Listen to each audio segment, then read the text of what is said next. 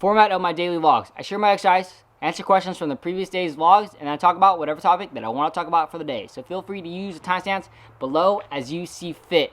Exercise for the day. Today marks day number 2 of my July calendar club challenge, so I went out on a 2-mile run. Gonna throw the map up here, splits up here, and after my 2-mile run, decided to get in another mile just so that I am one step closer to a grand total of 500 miles for the month of July. So I'm gonna throw that run up here, splits up here, and the game plan for the July calendar club challenge is to run/jog as many of the miles as I can, though later on down the line, especially the last 10 to 11 days, if I need to walk, I will still count those miles towards the grand total of the miles for that day. The game plan, at least up until day 13, is to get all the miles done in one session. After day 13, I might have to start breaking it up into 2 sessions, and then after day 20 to 25, I might have to break the runs up into 3 sessions, but we'll see how it goes. I'm excited. It's going to hurt so good. Let's get to some questions. The first question comes from Frances. She asks, what is the hardest struggle that you've had to overcome thus far? Honestly, up until this point in my life, I feel that I've had a very, very blessed life. I have a good support system around me. I have great parents that put me through college, and I really honestly just can't complain. There was a point in my life that I thought alcohol may be an issue, and that was coming out right after college, though I took a step back, looked from above, and say, I am not going down that path, and I never really got into drugs or anything of the sort. Though if I had to pick something, I guess it would be independence. It took me a long time, a few years, to be comfortable being by myself, doing stuff by myself, and just being independent. Brian asks, how many push-ups can you do in a row? I guess we're gonna find out together.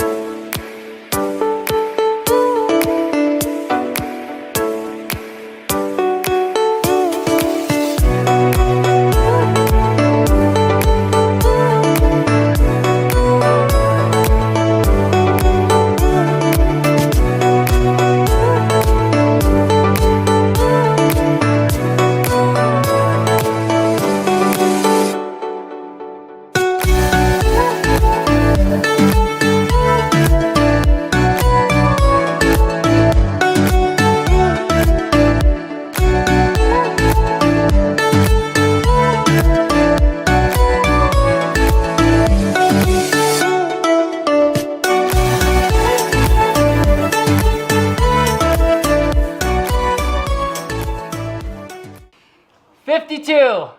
So I guess the real answer is less than 52 because a lot of those push-ups definitely don't count.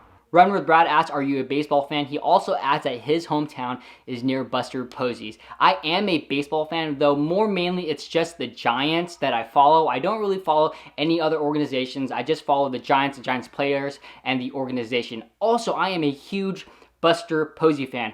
For my birthday, a few years ago, I requested a Giants jersey, and it was between Buster Posey and Hunter Pence. I ended up choosing Hunter Pence, and my girlfriend got Pence's jersey for me for my birthday. I also am not very good at baseball. I like watching it. I like playing catch, but for the life of me, I cannot hit a ball. Running for my best life asks, what equipment do you use to film your videos? Tripod. I have a Geekoto tripod that I got off of Amazon, 58 inches. I also use a Manfrotto mini tripod.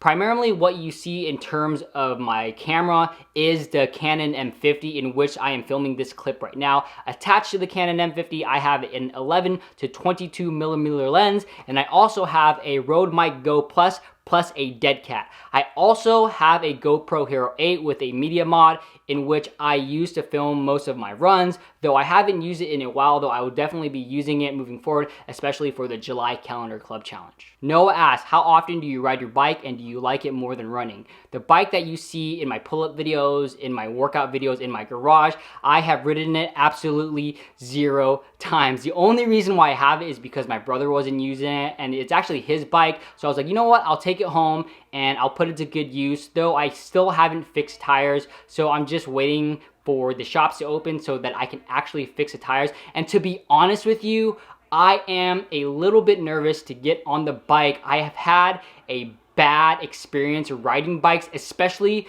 motorbikes. And I know it's not the same, though. When I rode a motorbike in Thailand when I was on an island, I was going up this like huge hill and I was like, oh, no way. I ended up falling, scraping, and the worst thing was there was someone on my back. So we both got injured, we both got hurt, and that's why I'm super nervous to ride a bike because, again, as I mentioned yesterday, I'm not very coordinated, and yeah, it doesn't require that much coordination to ride a bike, but I just get like really shaky for some reason, so I definitely like running a little bit more. Squash and Fitness asks, any advice for a newbie or novice runner? If I could go back in time to when I first started seriously getting into running, the biggest piece of advice that I would give myself would be to build a good running base. And this can be done by several different things. Number one, do not increase your mileage too soon, too fast. I've always been a big fan of the 10% rule. The 10% rule is do not increase your overall mileage week by more than 10%. So for example, if this week you are doing a total of 20 miles, next week the most that you should be doing is 22. This will help build a good solid foundation and a good solid base to make sure that you don't get injured moving forward. Also, another thing, start slow. You don't have to sprint. You don't have to run at 90% of your max heart rate. For me personally, I think, and I am a huge fan of the lower heart rate zones, zone 1, zone 2, especially if you're first getting into running. This will allow you, again, to build your base in combination with your overall mileage week by week. You're good. Corey asked, what was your video frequency when you first started your YouTube channel, and how long ago did you commit to daily YouTube videos? So I started my channel January 2019, and for the first 15 months, I was very, very sporadic. Some weeks I would make 1, some weeks I would make 3, and there were a lot of weeks where I made absolutely 0 videos. I think in the first 15 months, I made close to 40-ish videos. So there was a good chunk of time, a few months, 3 to 4 months, where I made absolutely no videos. And when I would come back, I would make 1 video, take a couple weeks off, and then make 2 videos that next week. So very, very sporadic. In terms of how long I've been on a daily streak so far, today is a 109. And I actually said a 94 the other day, but I got my streaks mixed up. So I actually have 2 streaks going on. I have my daily YouTube video streak, which is as of today is 109. And I also have my no alcohol running streak. And as of today, it's 96 days in a row. 2 days ago, I said I was on a 94-day streak of creating YouTube videos, but I actually swapped my streaks. So just to clarify. Ewan asked, do you prefer running or lifting? Honestly, I don't really like running all that much, and I don't really find it that enjoyable. When I'm out there running, I'm not like, yeah, this is so fun. I'm like, this kind of sucks. And the main reason why I do a lot of it is because it sucks. And there's just something about going out for 3-4 hours. There's something about 50 to 100 miles, and it sucks and I am suffering, but I know that if I get over it, I'll come out the other side stronger. I much prefer lifting, especially powerlifting. I'm not really into the whole like bodybuilding style type of workouts. I much rather deadlift. Deadlift is my favorite out of the 3 powerlifting movements. CL Furlong asks, are you up for a live stream, maybe on a run or maybe a lifting session? Yes, I am up for a live stream. The reason why I haven't done one yet, honestly, is because I am a little nervous, a little scared that is going to be a bust, and what if no one shows up? Though I guess if that is my reason why I'm not doing it, I should do it because I should be doing things that make me uncomfortable. Plus, if one person shows up, that's good enough for me because it only takes one person if I'm making a difference for that one person. So right now, I am committing.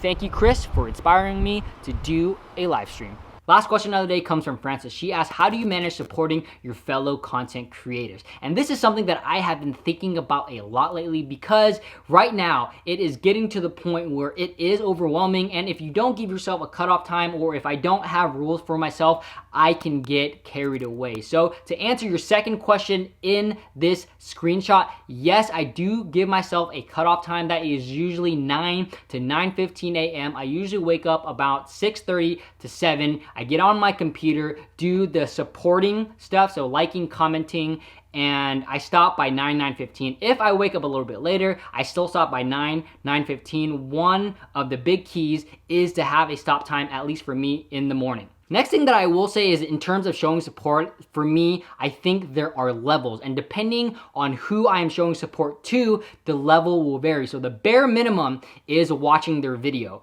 And that is like 1 second, because if you are watching 1 second of their video, you are showing them support and they get 1 view.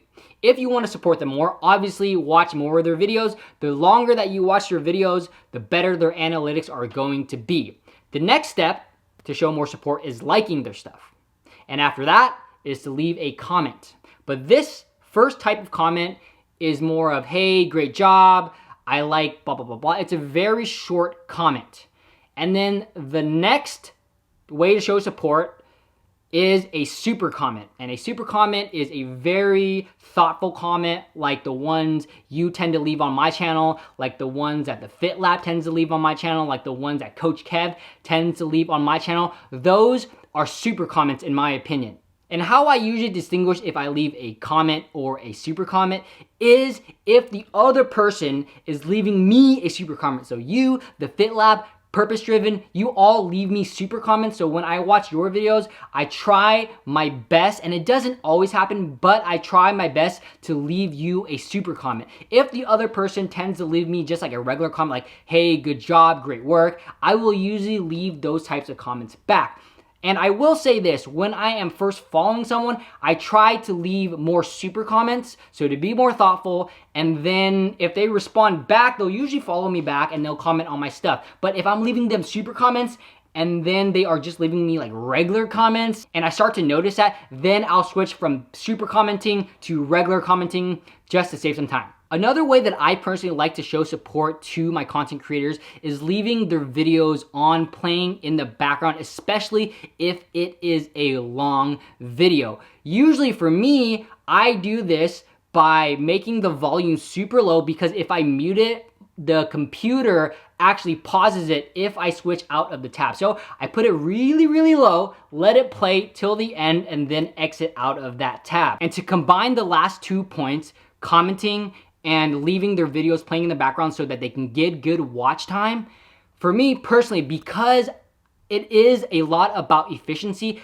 I don't have time to watch the whole video necessarily. I'll watch a good chunk of it. I really try to watch at least 5 minutes of someone that I am supporting, especially if they are an avid supporter of me. If they are like a super avid supporter, like Purpose Driven, aka Coach Kev, I know he watches most of my videos. I will actually watch all of his videos all the way through from start to finish. But for most people, I usually only watch 4 to 5 minutes, and then when I'm done watching, I'll leave it in the background to play after I comment. And further, to save you a little more time, I am a big fan of playing all the YouTube videos that I watch at 2x speed. There are so many people that I need to get to, so many videos that I have to watch, that playing at 2x speed saves me so much time. The next thing is, don't feel guilty. It's okay not to get to everyone. You're not going to get to everyone. Though for me, how I be strategic to get to the important people is when I come out with a video, the ones that comment on my video, especially leaving that long comment, or even if it's a short comment, I will usually double click their name, go on their channel, and then if they have any new videos, then comment back on their videos. If I have extra time after that, then I'll go to the subscription page and then look at the feed and then comment on those people's videos. And most days, to be honest with you, I don't actually have time to go to the subscription page and then look at the whole feed and pick and choose who I want to comment on. Right now, I've actually made the switch within the last 100 to 200 subscribers. I really want to focus on the people who are actively supporting me. So priority number 1 is getting to your videos, is to getting to Purpose Driven's videos, is to getting to the Fit Lab's videos before I get to any of the other subscription videos. I'll usually save that for last if I have time. And a lot of it is the efficiency game, like it or not, because if you are supporting 200, 300, even more people, it's really hard to get to everyone. So if you can make your channel and make your cadence more efficient, the better. For example, notifications. If you haven't switched off your notifications for certain things, I would definitely highly right now do that, because I've switched off all of the activity on my channel. So anytime someone hearts my comment, I've switched that off. Now I can actually filter through my notifications, and if I need to get back to something, I can get back to them without missing it. This video is already way too long, so I guess the topic of this video was the last question: how I support other fellow content creators. But before I end this video, I guess I'll show you a little bit about myself, my favorite Asian beverages that I get at the Asian store. First up, aloe vera drink. Super good. It has these pulp bits. Very good. Second one, Yeo's chrysanthemum tea. If you know, you know. I have two more for you. Yeo's soybean drink. I used to drink this as a kid. I used to drink all these when I was a kid. And my favorite, actually, is the grass jelly drink. It has like cut up jello in there, or grass jelly, and it's super good. So if you're ever at the Asian grocery store, pick up some grass jelly, chrysanthemum tea, soybean drink, and or aloe vera. So thanks for watching. Hope you all enjoyed that video. Please give this video a thumbs up. It'd really help me out. If you haven't already subscribed to my channel, make sure you hit that subscribe button right here. And if you want to catch another one of my videos, there's a video right here, and there's a video right here. See you all tomorrow.